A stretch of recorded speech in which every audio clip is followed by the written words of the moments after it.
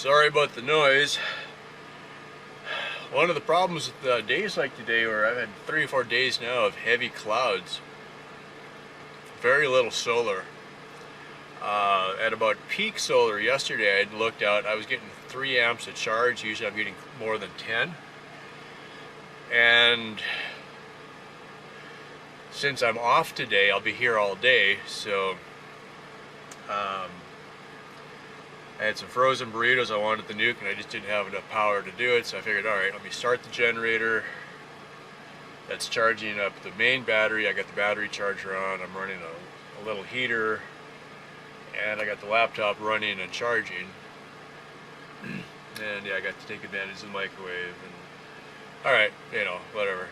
So I figured I'll run the generator for an hour and then shut it off. That'll get the batteries up a little bit. By then, I'll probably be done what I'm doing on the computer anyway, then I'll do something else. I gotta dig around. I do have winter clothes, so I'll probably find some thermals and put some work pants on and go out and do some work on the motorcycle. I mean, it's windy. It's the wind is worse than the cold for outside. You know, inside you're sheltered, you move around a little bit and it's okay. I found, you know, yesterday I didn't run the little propane heater until evening when it started getting towards dark, you know, but before that I was fine. So I'd sit at the computer for a while and then I'd feel like I was getting antsy. So I'd get up and I'd go outside and into the wind and do a project outside that just needed a little bit of cleanup and then come back inside. So for instance, I decided, yeah, odds are that solar water heater experiment, the garden hose on the roof, that's pretty much done for the year. So I got 2 or 3 warmish showers out of it. I didn't do it last night, but I think I will tonight. There's something just nice about eating like oatmeal when it's really cold. It doesn't take very much propane to boil up a cup of water to make some oatmeal, so that might be supper tonight. You know, like, it's just nice to eat something warm when it's cold. So the deep freeze, I haven't ran it for 3 days and it's sitting at 41 degrees. Now, I keep saying deep freeze because it is a deep freeze, but I'm running it more like a fridge. So instead of trying to keep it down at 0, I'm trying to keep it anywhere around 40 degrees because then it's like a fridge, right? So if I, you know, buy frozen burritos, I usually buy 1 package at a time, throw them in there, and if I can keep the deep freeze around 40 degrees, I can eat the burritos in, you know, 3 days to a package, and then they don't go bad, all right? Well, this time of year, I'm not going to spend a lot of money keeping the deep freeze cold. That part's good. So, yay for that. And, you know, even if I don't run the deep freeze, and if it's at 40 degrees overnight, it tends to, the heat escapes from the deep freeze, so it should always be just a little bit colder in there. I'm at a point, it's never going to get super cold here. I've talked to a few of my neighbors, and most of them have never had their water freeze even, so it doesn't really get that cold. Last year, I was in El Paso when it happened. We had snow 1 day in El Paso. I came out here a couple days later because I was sleeping in the truck in town then. So I came out here and there was one spot that I could see snow that the sun hadn't hit it. Everything else had melted. So I could see there was a wet area in the sand where it had been, but it didn't snow very much. Some people that have been here for longer have said, yeah, sometimes you'll get a hard freeze that'll last for a week. All right. But nobody has said it gets down to 0. All right. The sleeping bag that I have, which I'm not even using yet, but the sleeping bag I have, I actually sewed this for the Alaska trip. And I had 1 night at least that I woke up with frost all over me and I slept fine. I would sleep with my clothes on because it was cold enough. I didn't want to, you know, so I wasn't sleeping in my underwear. I was sleeping with thermals and jeans on and stuff like that. But I still slept fine. And then I got snowed into a campsite for a couple of days in the Yukon. And that sleeping bag was fine. All right. So now with shelter, I don't feel like, oh yeah, I need to think about how can I run a heater all night. It's not an issue for me here. you know, maybe I'll run my propane heater for a couple hours in the evening and then shut it off and then crawl in bed. And now with this thing, yeah, I'll be fine. You know, this is not a big deal. So I'm not in a position where, you know, I would die if I couldn't get the generator to start, kind of a thing. Worst case, if it was just absolutely crap, I'd go out and crawl in the truck and start the truck and run the heater. What I usually do out here, on a sunny day, I've got enough solar, I can run my laptop for a couple hours, I can run the deep freeze if I need to for an hour, that's usually enough, and I can run the microwave, or I can make some coffee on the coffee maker. All right. This week it's been so cloudy, I'm getting almost no solar.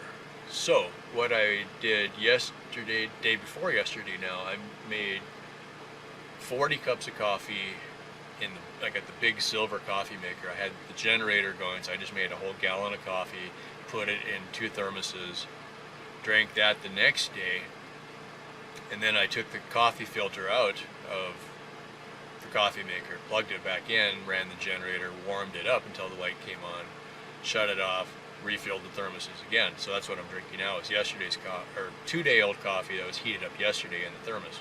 All right. That way I don't have to waste power on the microwave. But if I'm running solar, I'll make 4 cups of coffee in my little coffee maker when I get home from work, when I still have lots of power. Then I fill the thermos up, and that's what I drink the next morning, is coffee from the day before. That way it's warm, I don't have to waste time making coffee, heating coffee, wondering if I got enough battery power to run the coffee maker. So normally I don't run the generator day to day. I run the generator maybe once a week. This week I'm running it more just because I'm not getting any sunshine. It's just dark. So the obvious answer is windmills. My neighbor's got 2, and I still hear him running his generator quite often. Okay. Windmills are wonderful. I've got a book about how to build windmills. I'm looking at it. I've got the technical skills. I could build a windmill. However, there are days out here where the wind is so strong, I'm afraid to put a windmill up. I'm like, this thing will just frickin' explode. Now, there was a chapter in the book, I'm going to go back and read it again to make sure I understand it, because apparently that windmill design was set up that in extremely high winds, it'll actually feather itself out of the wind. So if I understand how that works, I'll probably be okay. But there's some days where, you know, you get no wind at all, and then all of a sudden you get gale force, literally gale force winds coming through here, and you'd be like, ah. You know, do you want spinning blades spinning at, you know, hundreds of miles an hour? Yeah, maybe not, you know. But I am very interested in the idea. When I first started camping out here and experienced the wind, you know, I'm like, I'm putting up a windmill. I was just right away I was going to do a windmill. And then I started seeing how strong the wind really was, and I'm like, do I want something that I built, you know, up there spinning in the wind? I kind of thought not after a while, but it does seem, though, like a good idea, because there's a lot of, I mean, well, you got every night when you have no solar, you might have wind. Okay, so you could have more power available to you. You could have cloudy days where the wind still blows. That would be good. You know, there's days in the rain that the wind is blowing. Most days that it rains, the wind is blowing, so you could be generating power then. I just bought an electric water heater. It's not here yet, but I'll have it probably within a week. One of the things people talk about is you could have your windmill running your water heater. How cool would that be? So you set it up on a charge controller.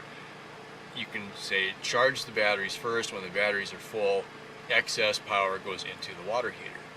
Now what I'm thinking, the next logical step is what happens when the water heater is already hot. All right.